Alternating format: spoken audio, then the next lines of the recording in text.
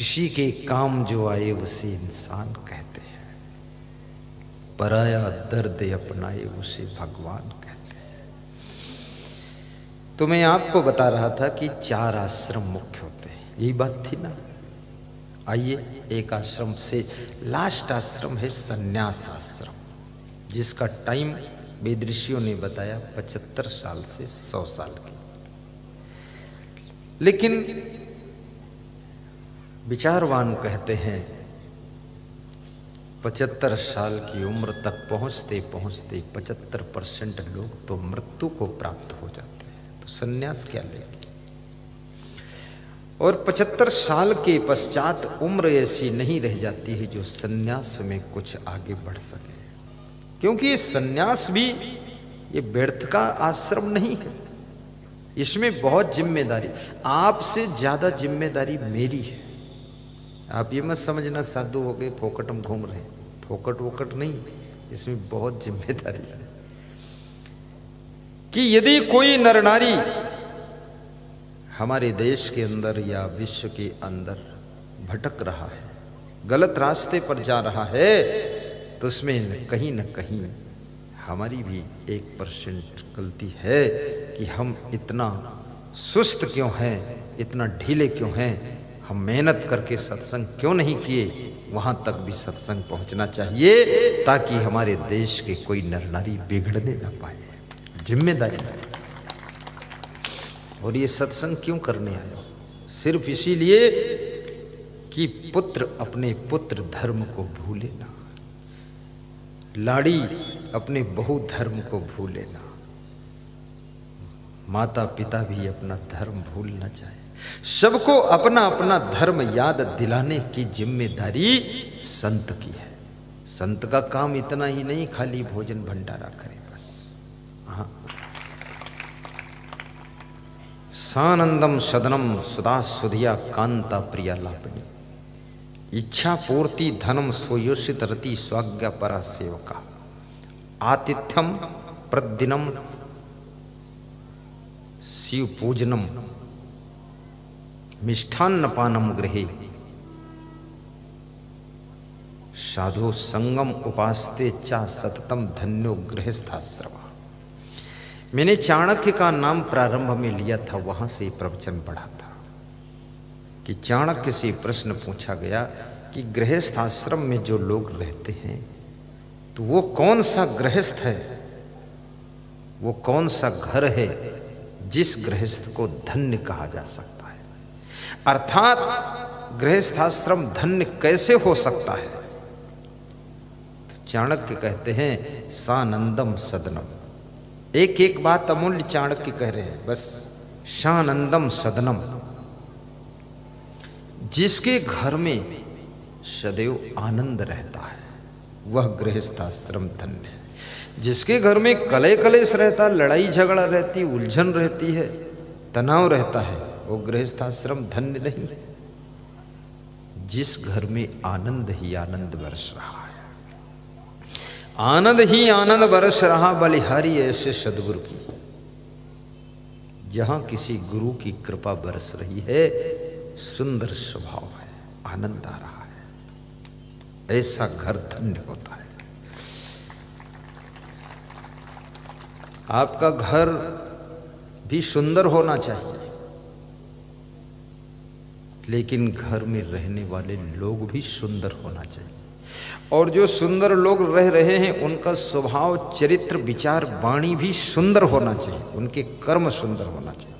केवल घर सुंदर होने से शांति नहीं मिलेगी, घर वाले भी सुंदर होना चाहिए। और घर वालों के केवल सुंदर होने से शांति नहीं मिलेगी, कृपया उनका स्वभाव भी सुंदर हो, चरित्र भी सुंदर हो, तब आपके घर में शांति और आनंद आता रहेगा। सानंदम सदनम सुतास्त सुधिया।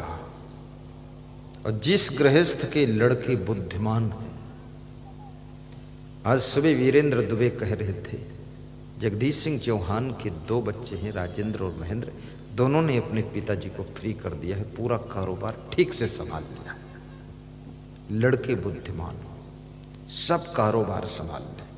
जिस गुरु के शिष्य बुद्धिमान हैं वो गुरु को आनंद ही आनंद रहता है। और जिस गुरु को मूर्ख शिष्य मिले सब उल्टा पुल्टा काम करते हैं, वो गुरु भी असमंजस में रहेगा।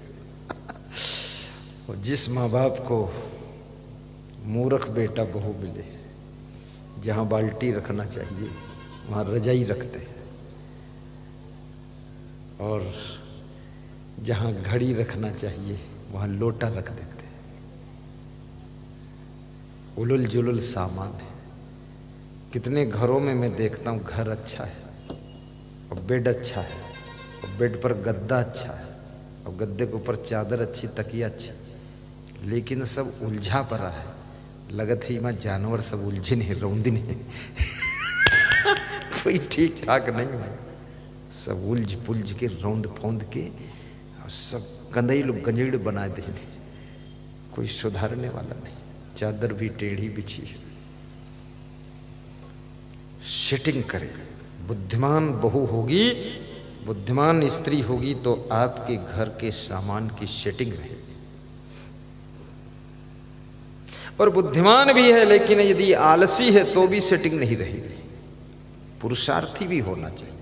कितने लोग बुद्धिमान बहुत है पर आलसी इतना है कुछ करना ही नहीं चाहता है, बस बैठा रहता माटी का धोंधा।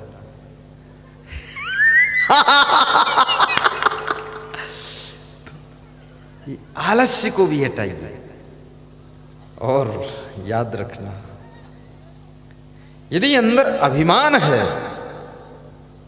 तो भी आदमी कार्य नहीं कर सकता है। बुद्धिमान है और अभिमान है तो कार्य नहीं करेगा, क्योंकि अभिमान कार्य करने से रोकता है कि झाड़ू लगाओगे तो अपनी इज्जत का क्या होगा।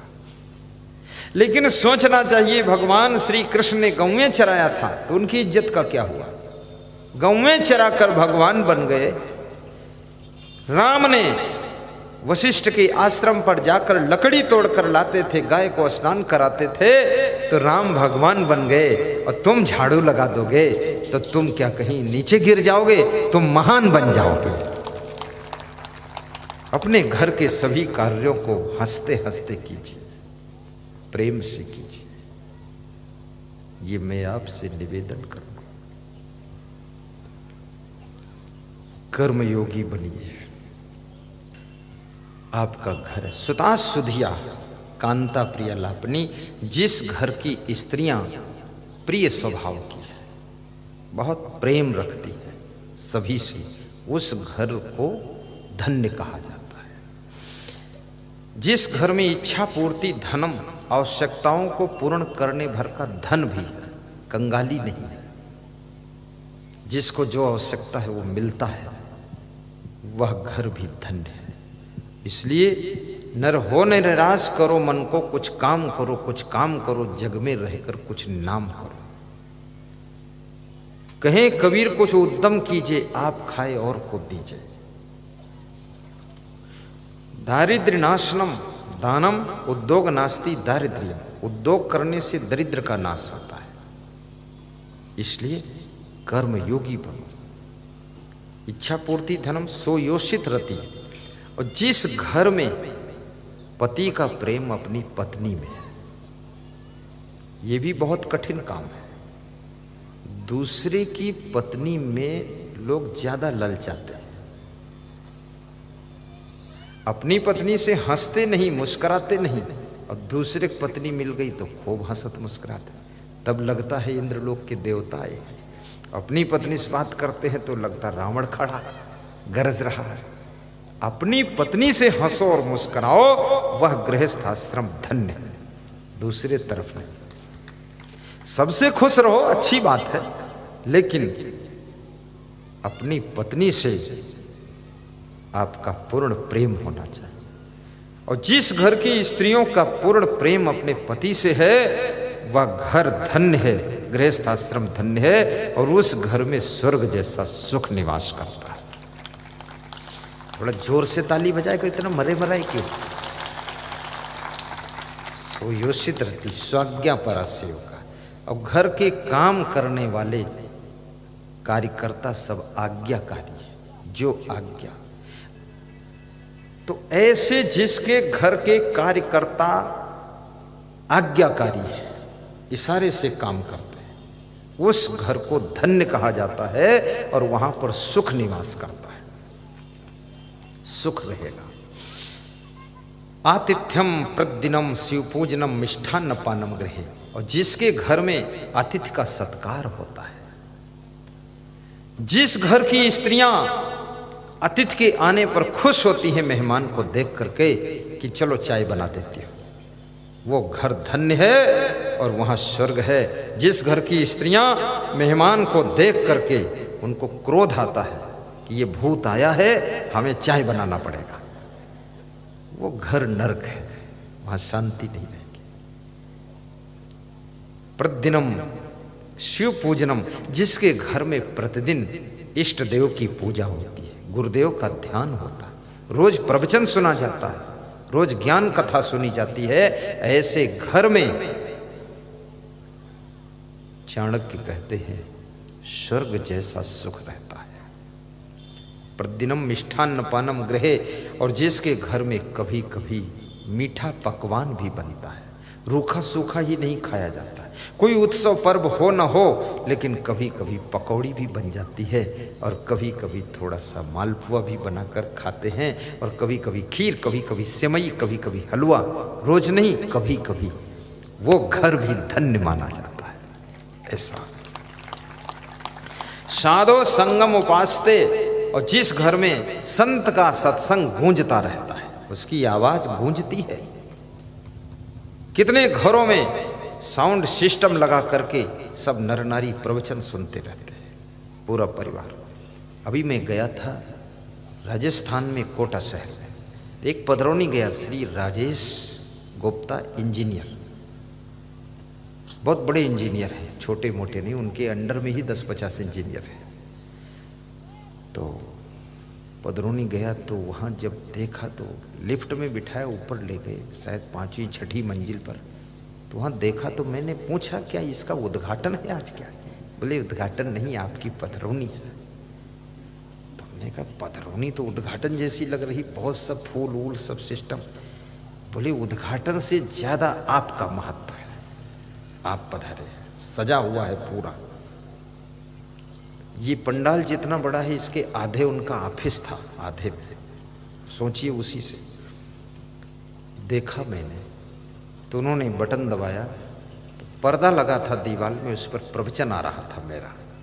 बोले इस ऑफिस में जितने इंजीनियर हैं सब आपका प्रवचन सुनते हैं, सबको सुनना ही पड़ेगा, और सुन सुनकर सब सुधर रहे हैं, और ग्राहक आता वो भी सुनवाता हूँ उसको भी। मैं आपका प्रचारक भक्त हूँ, ये चलता ही रहता पर्दे पर आपका।